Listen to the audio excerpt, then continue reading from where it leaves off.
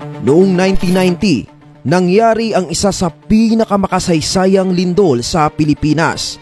Ito ang Baguio City earthquake na umabot sa 7.9 magnitude. Napakalakas noon. Umabot naman sa 45 seconds ang tagal ng lindol.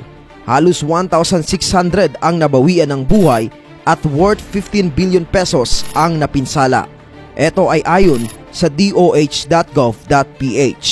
Dahil sa nangyaring lindol nitong nakaraan, ay nabuhay muli ang usap-usapan patungkol sa The Big One. And yes, ipinangamba talaga ito ng marami dahil posibleng marami ang mabawian ng buhay at masira ng mga infrastruktura dahil sa napakalakas na lindol na ito. Ano nga ba ang The Big One? Gaano ito kalakas na lindol? Saan ito tatama? At kailan ito posibleng mangyari? Well, tara, pag-usapan natin yan.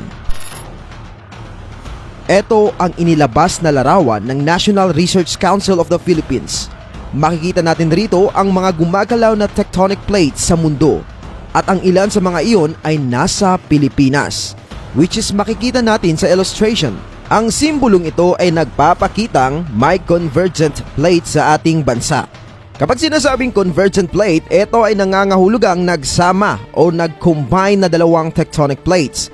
Dahil sa paggalaw ng mga tectonic plates na ito ay nabuo ang mga fault lines. At ang paggalaw ng mga fault lines ay nagre-resulta sa isang lindol. Ito naman ang mga fault lines sa Pinas. At ang pinakasikat sa mga ito ay ang Marikina Valley Fault or the West Valley Faults. Ito naman ang kanyang hugis. Makikita nating maraming mga syudad sa Metro Manila ang posibleng matatamaan nito. At kapag gumalaw di umano ang naturang fault ay magdudulot ito ng lindol na aabot sa 7.2 magnitude. Napakalakas po niyan ha, at mas marami ang mapipinsala dahil alam naman natin na maraming syudad sa Metro Manila ang madadaanan.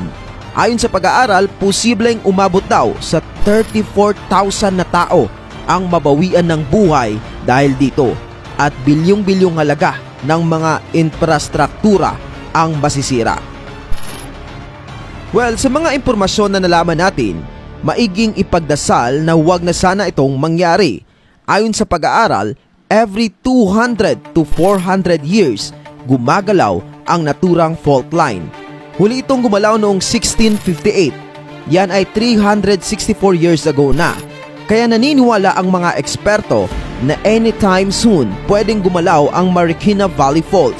Kaya habang hindi pa ito nangyayari at sana huwag nang mangyari, maigi sigurong tayo ay laging manalangin at laging maging handa. Sumunod at makipag-cooperate sa walang katapusang mga earthquake drill. Kung kayo naman po ang tatanungin, mangyayari ba ang The Big One? #yes or #no. Please comment down below.